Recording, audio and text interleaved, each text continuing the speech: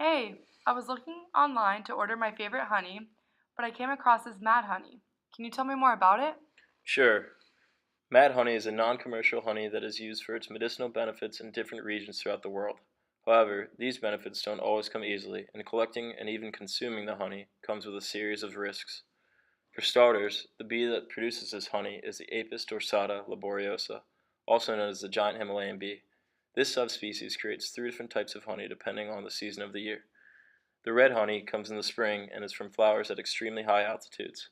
Spring honey comes from lower altitudes, and autumn honey comes from flowers at both altitudes. The honey of value, however, is the red honey from flowers foraged at higher altitudes.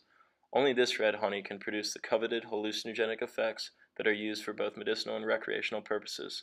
These extreme altitudes are a main element of the risks involved for the brave people that aim to collect this honey.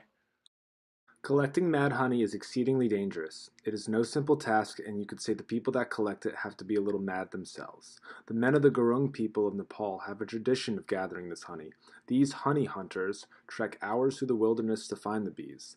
Then the men must ascend cliffs towering hundreds of feet because that is where the Himalayan honeybee calls home.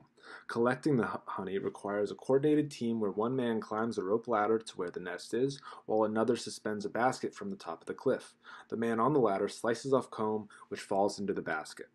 As one can imagine, this task is incredibly risky for the man on the ladder, for he must carry out his job while dealing with thousands of stinging bees and while being hundreds of feet up.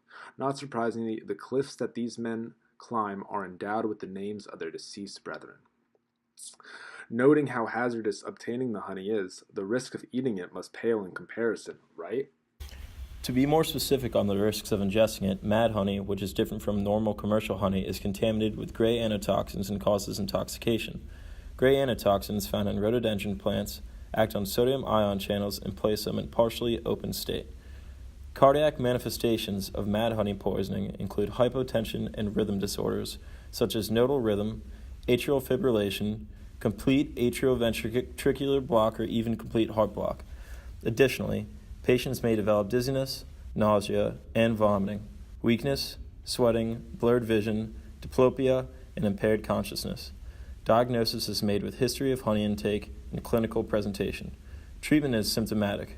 Patients presenting with severe hypertension and bradycardia may need prompt treatment with fluids or even temporary pacing if other measures fail. Although fatalities are rare, poisoning may be hard to recognize and arrhythmias may be life-threatening. Okay, so after hearing the risks going into collecting it as well as ingesting it, I think it's best to stay away from this mad honey.